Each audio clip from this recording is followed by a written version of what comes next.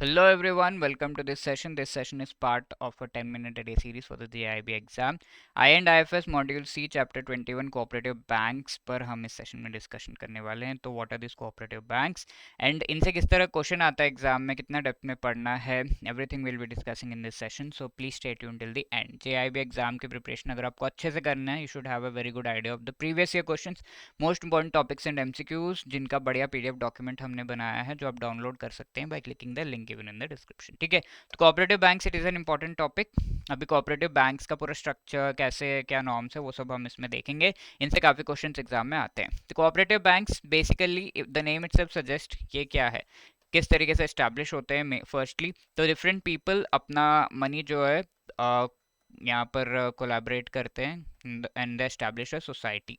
ठीक है, तो ये सोसाइटी बेसिकली बैंक का फॉर्म ले लेते हैं क्योंकि सारा मनी यहाँ पे कोलेट किया हुआ है. अब ये मनी से बैंक खोल दिया जाता है एंड वो बैंक अब एस्टैब्लिश्ड रहता है. अब ये कोऑपरेटिव बैंक रूरल एरियाज में अलग सेटअप है, अर्बन में अलग है. रूरल में एक तो शॉर्ट टर्म के क्रेडिट इंस्टीट्यूशन है जो शॉर्ट टर्म लोन देते हैं. ठीक है, 1-2 years से कम ऐसा. Then there are long term credit institution also जिन्हें लैंड डेवलपमेंट बैंक का जाता है. तो जो लैंड डेवलपमेंट बैंक से स्पेसिफिकली लॉन्ग टर्म लोन ही देते हैं.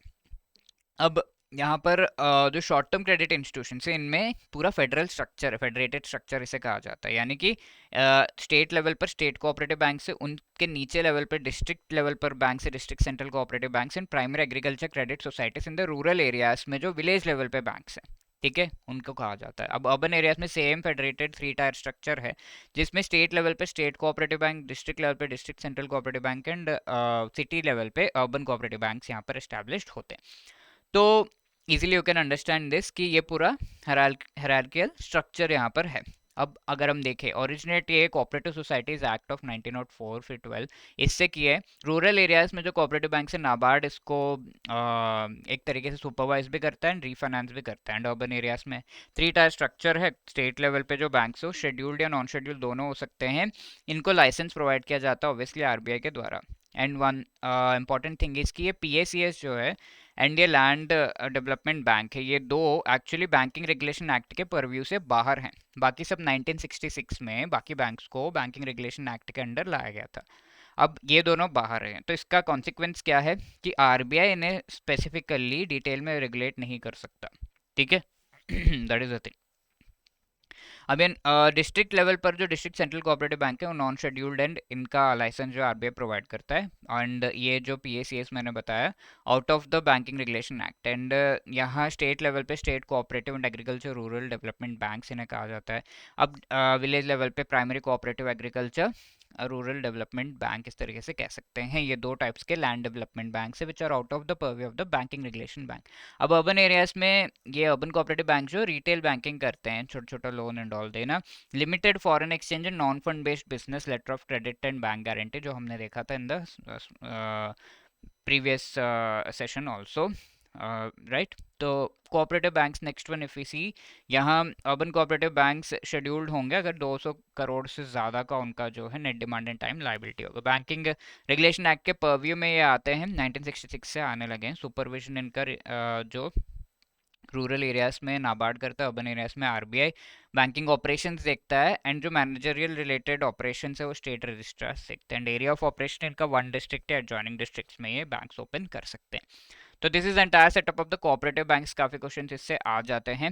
नॉर्मल बैंक से डिफरेंसेस अगर हम देखें तो ये कोऑपरेटिव बैंक में ऐसे पैसे को लेट करके इस तरीके से बैंक एस्टैब्लिश होता है. तो जितने भी यहाँ पे स्टेक होल्डर्स है सभी का सिंगल वोट का राइट होता है. ठीक है, कोई भी डिसीजन है तो ये सभी वोट करेंगे.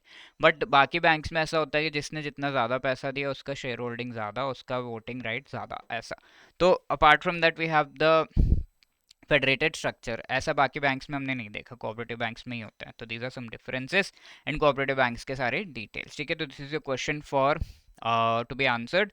तो please pause the video and try to answer this June का क्वेश्चन। एंड ये क्वेश्चन पेमेंट बैंक से रिलेटेड पिछले सेशन में आपसे पूछा गया था, मई 2023 का। Payment banks can accept deposits up to 3 lakh per customer, तो ऑब्वियसली रॉन्ग है, 2 लाख रुपीस लिमिट है, not 3 lakhs. Money received as deposit invested in the government security which are eligible for inclusion in the SLR, तो obviously yes. They permitted to issue debit card although not credit card, ठीक है, debit card वो issue कर सकते हैं, credit card नहीं कर सकते, इस तरीके से कहा गया है. एंड पेमेंट बैंक जो है वो लेंड नहीं कर सकते, ऑब्वियसली लोन नहीं दे सकते, तो क्रेडिट कार्ड भी इशू नहीं कर सकते because credit card is obviously kind of loan only. Debit card वो इशू कर सकते हैं. एंड जो भी पैसा उनका है वो गवर्नमेंट सिक्योरिटीज में इन्वेस्ट होता है जो SLR में इंक्लूड होता है. Yes, only this one statement is wrong. One तो 1 2 3 and 4 B will be the right answer over here.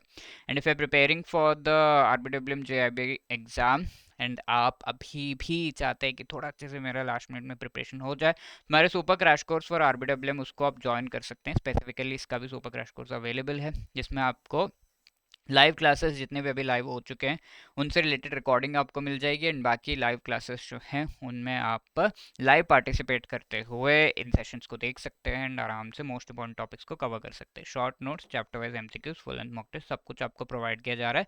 JIB 80 code use करके आपको 80% का डिस्काउंट भी प्रोवाइड किया जा रहा है. We also have the bankers capsule course जिसमें आपको RBWM के चारों जो मॉड्यूल्स हैं, ईच मॉड्यूल से रिलेटेड एक एक वीडियो बनाए हैं हमने. उस एक वीडियो को देख के वो मॉड्यूल आपका कंप्लीट, यानी कि 4 वीडियोस देख के आपका RBWM कंप्लीट, इस तरीके से हमने बनाया. तो आराम से आप 2x पे वो वीडियोस को देख सकते हैं.